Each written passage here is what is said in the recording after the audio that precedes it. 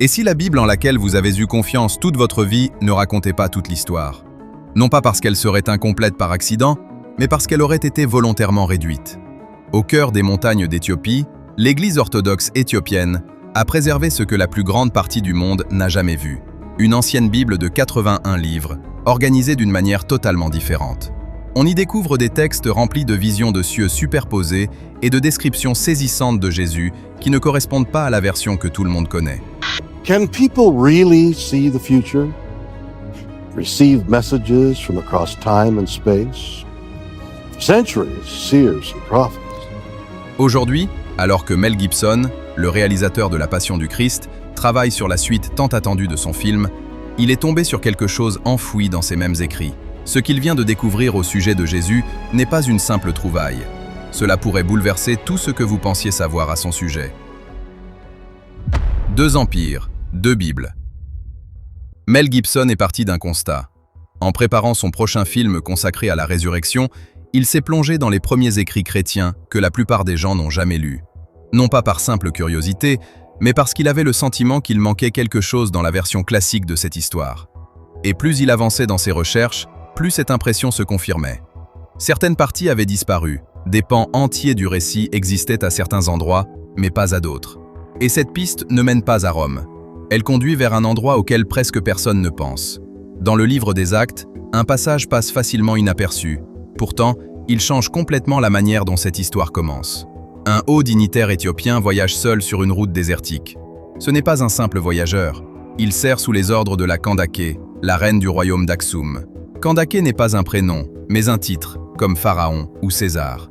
Cet homme détient une véritable autorité, et pourtant, il est assis dans son char en mouvement, en train de lire un rouleau du livre d'Isaïe, essayant d'en comprendre le sens. C'est alors qu'il se passe quelque chose qui ne devrait pas être considéré comme anodin. Un apôtre nommé Philippe le voit, court à côté du char et lui adresse la parole. La conversation se termine par l'acceptation du message du Christ. Ce n'est pas un récit ajouté bien plus tard. Il figure directement dans le Nouveau Testament, dans le livre des Actes, ce qui signifie une chose très claire. L'une des toutes premières personnes dont il est rapporté qu'elle a reçu le message chrétien était un haut responsable venu d'Éthiopie. Dès le commencement, avant les conciles, avant les décisions déterminant quels livres seraient conservés ou écartés, l'Éthiopie faisait déjà partie de cette histoire. Et c'est là que les chiffres deviennent importants. Aujourd'hui, la Bible protestante compte 66 livres, la Bible catholique en compte 73. Les églises orthodoxes orientales en reconnaissent davantage, et l'église orthodoxe éthiopienne Tewahedo en considère 81 comme faisant partie des Écritures, soit 15 livres supplémentaires. Une question devient alors inévitable. Si l'Éthiopie était présente dès le début et qu'elle conserve encore aujourd'hui une version plus complète du récit, pourquoi la majorité des gens n'a-t-elle reçu que la version la plus courte? Avançons de quelques siècles. Au IVe siècle, le roi Ezana d'Aksum convertit officiellement son empire au christianisme. À peu près à la même époque, l'empereur Constantin fait de même à Rome. 2 puissants empires, le même siècle, la même foi, mais pas la même Bible. Une tradition adopte une collection plus courte, tandis que l'autre en conserve davantage. Cette divergence n'a jamais été totalement expliquée, et, lorsqu'on compare ce que chacun a choisi de préserver, les différences deviennent troublantes. L'Éthiopie a conservé des livres dont la plupart des gens n'ont même jamais entendu parler. Le premier livre d'Enoch, le livre des Jubilés, l'Ascension d'Isaïe, le Pasteur d'Hermas ou encore les Maccabées éthiopiens. Et ces textes changent complètement la manière dont tout le système est présenté. Prenons le livre des Jubilés. Dans cette version, les anges ne sont pas des êtres lointains assis quelque part dans les cieux. Ils interviennent directement dans ce qui se passe parmi les êtres humains. Le texte décrit des moments où ils sont physiquement présents, lorsque des alliances sont conclues entre Dieu et les hommes, presque comme des témoins chargés de s'assurer que tout est respecté à la lettre. Et les conditions ne sont pas vagues. Par exemple, le livre des Jubilés affirme que quiconque viole volontairement le sabbat doit être retranché de son peuple, autrement dit, exclu de la communauté et considéré comme n'en faisant plus partie. Dans certains cas, la peine va encore plus loin, et il est même question de mort. C'est très différent de la manière dont la plupart des gens comprennent ces passages aujourd'hui. Il ne s'agit donc pas simplement d'une version enrichie de la Genèse. C'est un univers où le ciel dirige activement ce qui se passe sur Terre d'une manière très directe et particulièrement stricte. Regardons maintenant comment cette tradition explique l'origine du mal. La plupart des gens grandissent avec une version assez simple tirée de la Bible. Un serpent apparaît, parle à Ève, elle désobéit à Dieu, et cet acte introduit le péché et la souffrance dans le monde. Mais la tradition éthiopienne, en particulier dans des textes comme Enoch, décrit quelque chose de bien plus organisé. Des êtres précis, appelés les veilleurs, descendent délibérément sur Terre. Le texte donne même leurs noms, comme Semjaza et Azazel. Ils décident de quitter la place qui leur avait été assignée dans les cieux, où ils étaient censés demeurer, pour entrer dans le monde des hommes, alors qu'ils n'en avaient pas le droit. Leur objectif est clair, vivre parmi les humains, prendre des femmes pour épouses et transmettre des connaissances qui n'étaient pas destinées à l'humanité. Et lorsqu'ils descendent sur Terre, ils ne viennent pas les mains vides. L'un d'eux, Azazel, enseigne aux hommes la fabrication des armes, les épées, les couteaux, les boucliers et les armures. Réfléchissez un instant à cela. La guerre n'est plus quelque chose que les humains découvrent progressivement. Elle leur est enseignée. D'autres êtres leur apprennent à travailler les métaux, à transformer les matériaux et à utiliser des connaissances leur donnant du pouvoir. En même temps, ils introduisent des pratiques destinées à modifier l'apparence, nourrissant la vanité et la comparaison. Ce qui est alors perdu, c'est l'innocence, cet état originel dans lequel les êtres humains ne vivaient pas de cette façon. Ce qui disparaît, c'est la frontière entre le ciel et la terre, cette séparation claire qui existait autrefois. Et ce qui entre dans le monde, c'est quelque chose de nouveau, une violence qui se propage rapidement et une corruption qui ne reste plus confinée. Le texte est très clair à ce sujet. Le mal humain a été enseigné, il a été organisé, il est venu de l'extérieur. On commence alors à comprendre pourquoi ces livres existent encore. L'Éthiopie a été protégée par bien plus que la distance. Les déserts, les montagnes et des routes commerciales instables rendaient extrêmement difficile l'accès des puissances extérieures, en particulier de l'Empire romain et des autorités de son Église, qui ne pouvaient ni atteindre facilement la région, ni contrôler ce qui s'y passait. Ainsi, lorsque les dirigeants religieux commencèrent à retirer certains livres ailleurs, ces décisions n'atteignirent jamais l'Éthiopie. Aucun ordre, aucun concile, aucune modification imposée. Pendant que d'autres réduisaient peu à peu le récit, l'Éthiopie conserva l'ensemble, et les moines allèrent jusqu'à des extrêmes pour le protéger. Certains mémorisèrent des livres entiers, mot pour mot, afin que, même si les manuscrits étaient détruits, leur contenu survive dans leur mémoire. D'autres enveloppaient les manuscrits dans des étoffes, escaladaient d'étroits sentiers accrochés aux falaises, ne s'aidant que d'une corde pour gravir des parois verticales où le moindre faux pas signifiait une chute mortelle, simplement pour cacher ces textes dans des lieux qu'aucune armée ne pourrait atteindre. Vous vous retrouvez alors face à une réalité difficile à ignorer. Une seule église, dans une seule région du monde, a conservé une version de cette histoire que tous les autres ont progressivement réduite. Et ce que contient cette version n'est pas seulement différent, c'est aussi beaucoup plus détaillé et, par endroits, bien plus dérangeant que tout ce que la plupart des gens ont pu lire.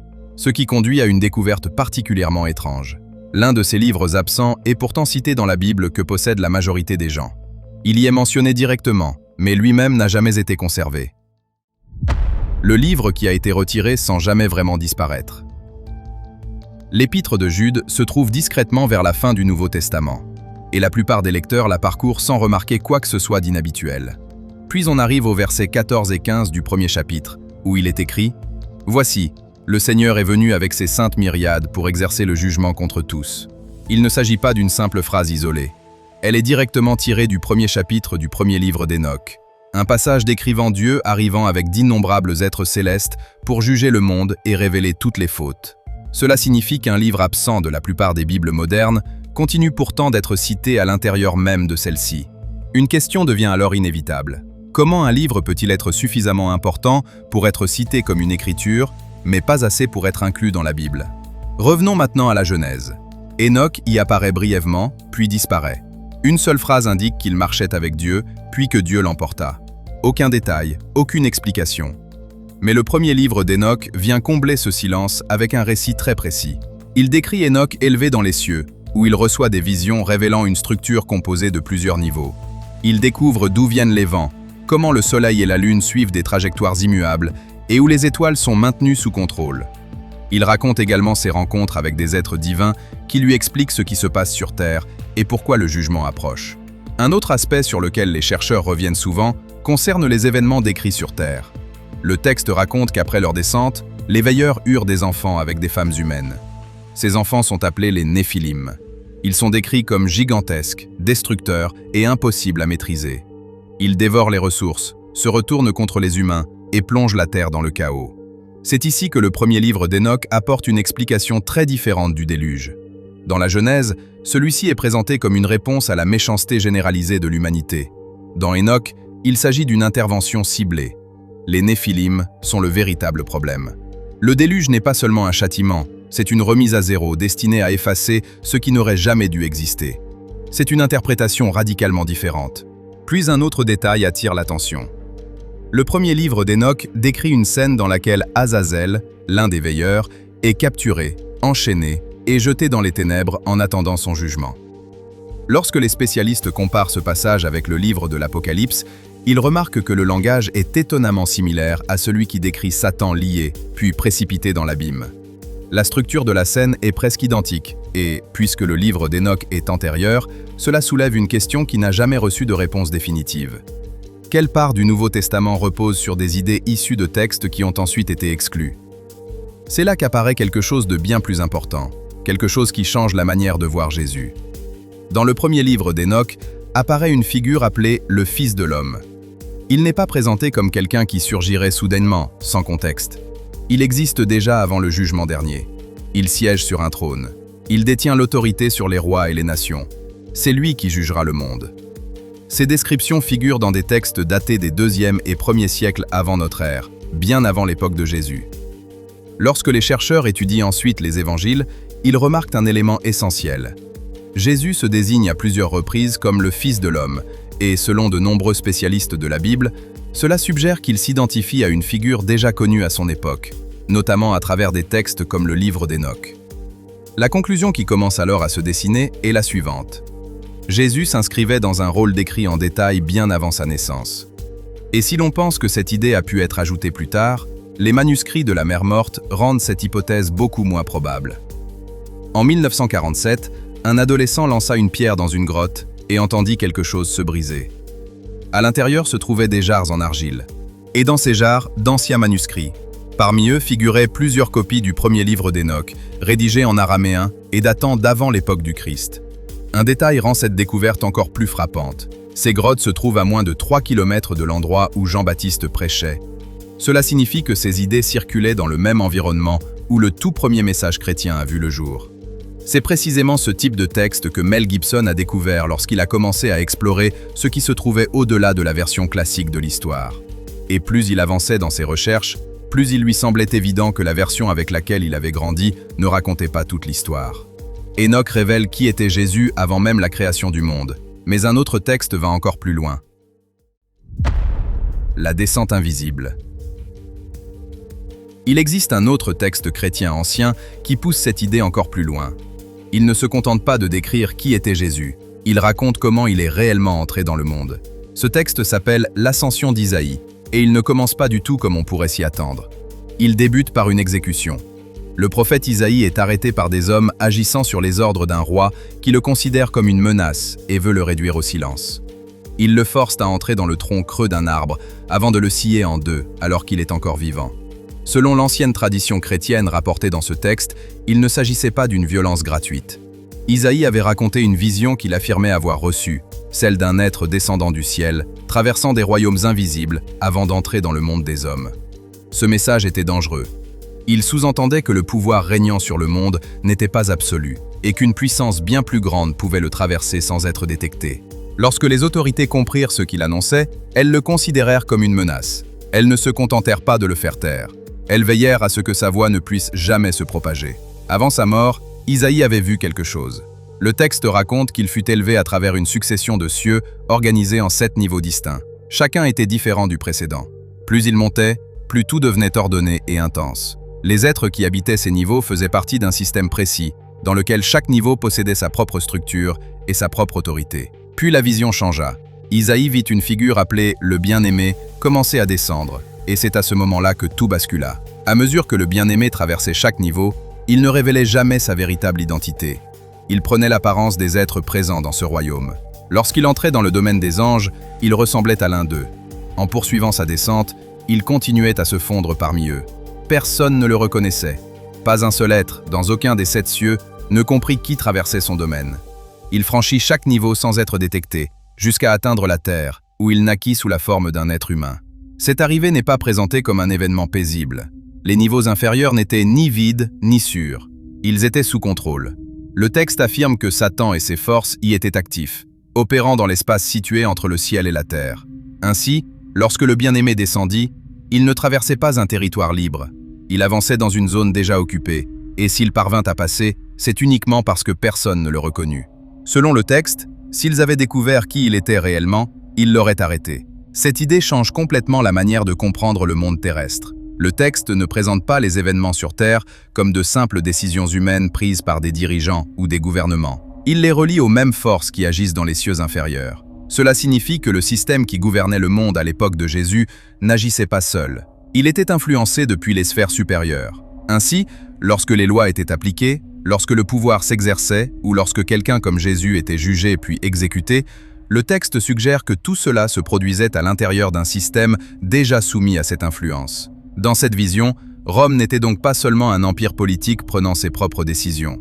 Elle faisait partie d'une structure beaucoup plus vaste, liée à ses forces et opérant sous leur influence. Lorsqu'on prend du recul et qu'on observe l'ensemble de ce récit, une idée devient très claire. Certains critiques soutiennent aujourd'hui que Jésus n'est pas simplement apparu à Bethléem comme point de départ de son histoire. Il aurait déjà traversé une structure cachée, déguisée, méconnue, franchissant des niveaux qui n'étaient pas sous son autorité. Sa naissance n'aurait pas été le commencement, mais la dernière étape d'une descente que personne n'avait vue. Puis le mouvement s'inversa.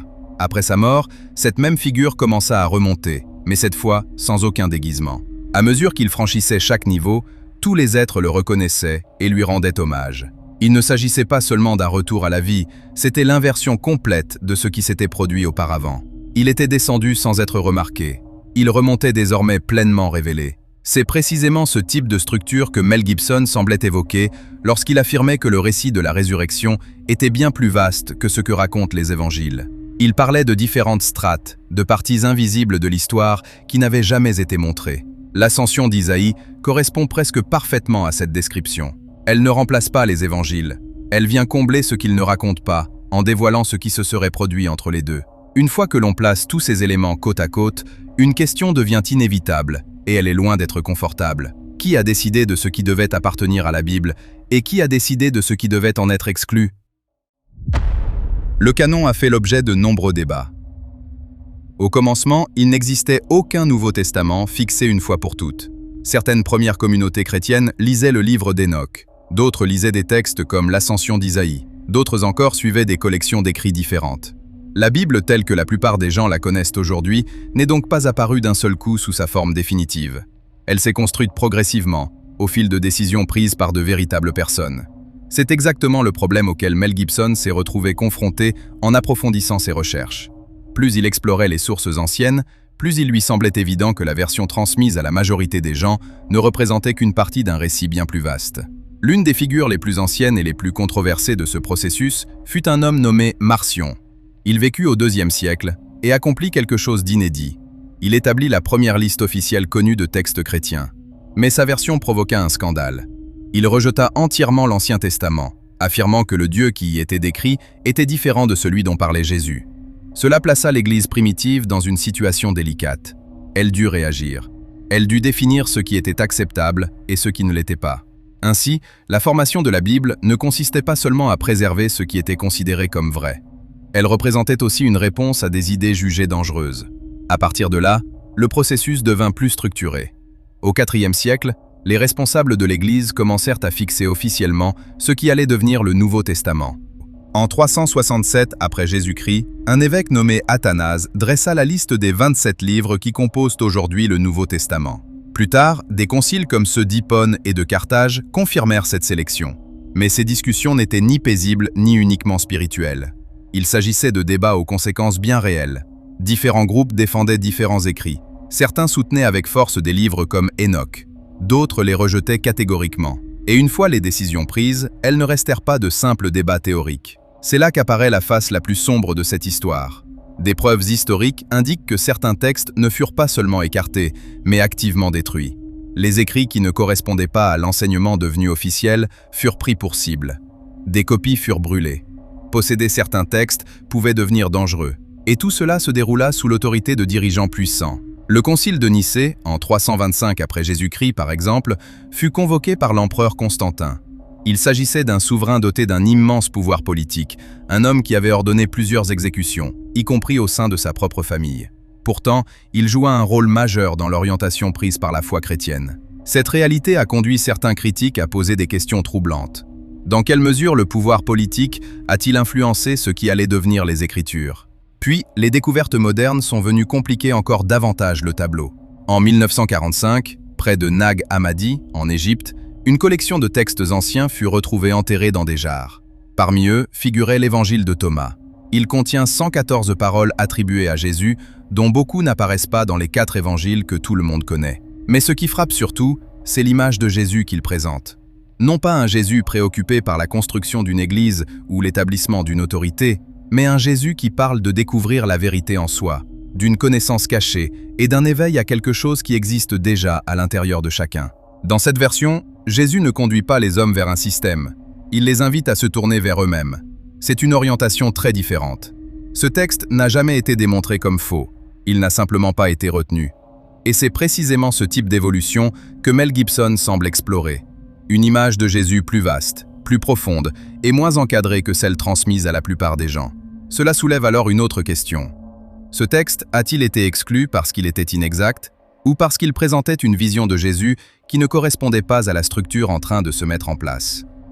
Comme Gibson l'a laissé entendre dans plusieurs interviews, certaines parties de cette histoire n'étaient peut-être pas destinées à rester cachées pour toujours, mais simplement à être révélées plus tard. Cela conduit à une interrogation encore plus directe. Si des textes comme le livre d'Enoch ou l'Ascension d'Isaïe ont autrefois été lus, débattus et, dans certains cas, volontairement écartés, alors le véritable enjeu n'est plus seulement leur contenu. Il est aussi de savoir ce qu'ils sont devenus après leur exclusion, car tout n'a pas été détruit. Une partie a survécu. Les monastères. Certains de ces textes furent emportés ailleurs et préservés d'une manière difficile à imaginer. Ils furent cachés dans des lieux reculés et dangereux, au cœur des montagnes. Au cours de l'histoire, des envahisseurs pénétrèrent dans ces régions et s'en prirent directement aux sites religieux. Des églises furent pillées, des objets sacrés furent emportés, des manuscrits qui avaient traversé les siècles furent volés ou détruits. Pourtant, même dans ces circonstances, les moines redoublèrent d'efforts. Ils cachèrent les textes encore plus profondément. Ils dispersèrent les collections. Certains transportèrent les manuscrits vers des régions si isolées qu'aucune armée ne pouvait les atteindre. Puis survint un événement qui montra à quel point cette préservation était essentielle. Lorsque des chercheurs purent enfin accéder à certains de ces manuscrits et les analyser, les résultats furent totalement inattendus. Les évangiles de Garima, conservés dans un monastère éthiopien, furent datés par l'université d'Oxford. Les spécialistes pensaient qu'ils remontaient au Moyen-Âge, mais les analyses révélèrent une période comprise entre 390 et 570 après Jésus-Christ. Ils devinrent ainsi l'un des plus anciens manuscrits chrétiens complets encore conservés au monde, plus ancien que de nombreux textes préservés en Europe et plus ancien que ce que la plupart des chercheurs pensaient possible sous une forme complète. Pourtant, cette découverte ne faisait qu'effleurer la surface. L'Éthiopie abrite encore des milliers de manuscrits qui n'ont jamais été étudiés en profondeur, ni même entièrement répertoriés.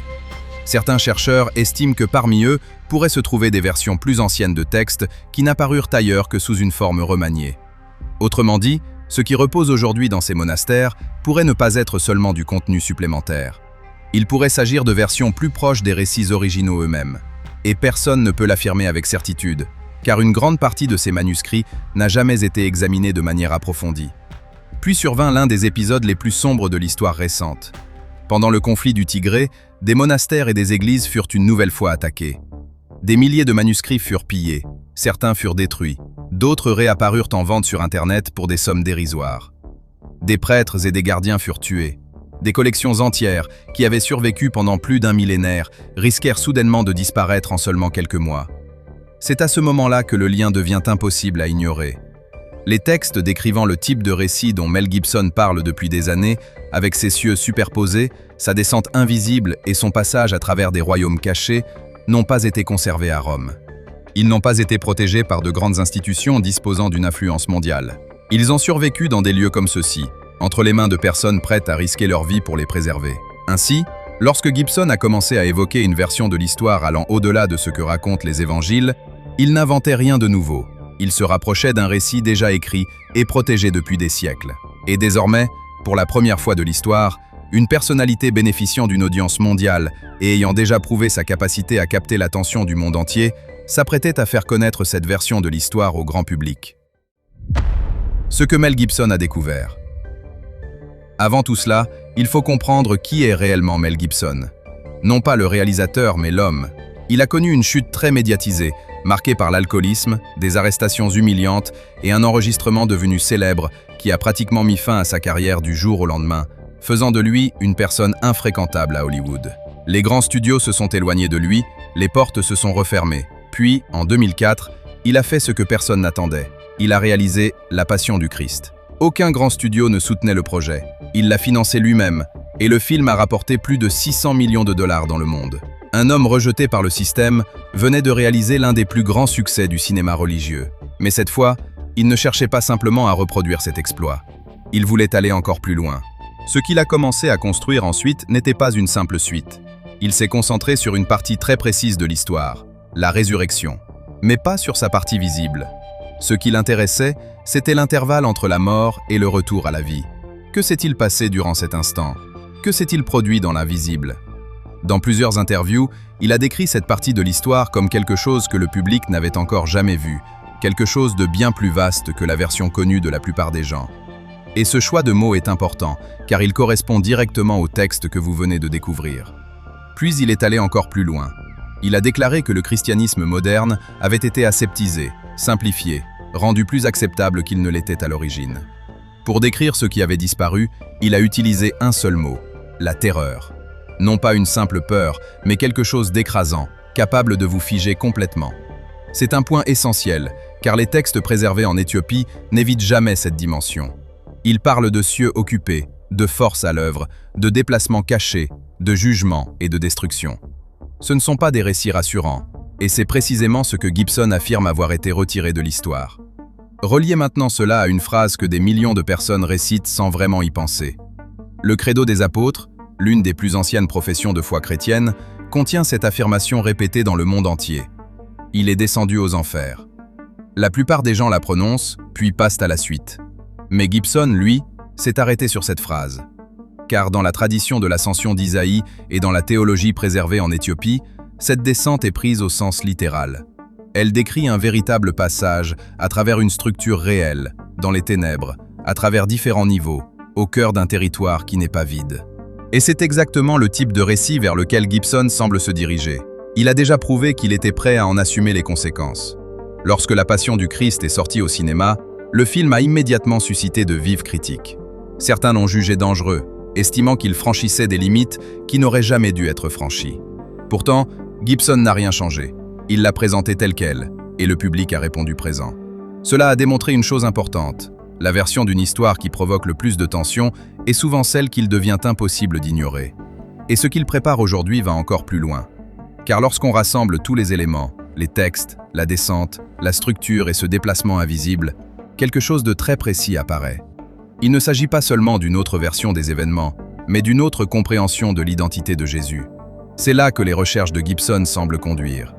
Non seulement à ce qui est arrivé à Jésus, mais aussi au rôle qu'il occupait au sein de ce système. L'ascension d'Isaïe décrit une descente durant laquelle il n'est reconnu à aucun niveau. Il traverse chaque sphère sans être identifié, et ce schéma ne s'interrompt pas lorsqu'il atteint le monde des hommes. Il se poursuit. Le système dans lequel il entre, celui qui influence le pouvoir terrestre, ne comprend pas pleinement qui vient d'y pénétrer. Les autorités romaines exécutent la condamnation, les chefs religieux la réclament. Mais selon cette vision, ils agissent à l'intérieur d'un système déjà sous influence, incapable de percevoir clairement qui se tient devant eux. C'est vers cette conclusion que conduit ce récit. La crucifixion ne serait donc pas seulement un acte de résistance contre Jésus. Elle se serait déroulée au sein d'un système incapable de comprendre pleinement ce qui venait d'y entrer. Non pas parce qu'il était faible, mais parce qu'il agissait à un niveau qui le dépassait. Et c'est précisément ce qui renforce cette histoire, au lieu de l'affaiblir. Car si le système qui contrôlait le monde était incapable de le reconnaître, cela signifie qu'il n'a jamais réellement été sous son emprise. Il l'a traversé. Il a été jugé par lui. Il a été mis à mort en son sein. Mais il n'a jamais été défini par lui. Et c'est exactement ce que la résurrection est censée démontrer. Les livres ont survécu. Les moines les ont protégés. Ce qui pouvait être détruit l'a été. Ce qui était hors d'atteinte a subsisté. Mel Gibson l'a découvert. Et lorsqu'il portera cette vision à l'écran, il ne montrera pas seulement une version différente de Jésus. Il révélera quelque chose de bien plus difficile à ignorer. Si même le système qui l'a condamné à mort n'a jamais pu le comprendre pleinement, Alors il n'en a jamais véritablement fait partie. Il était réel.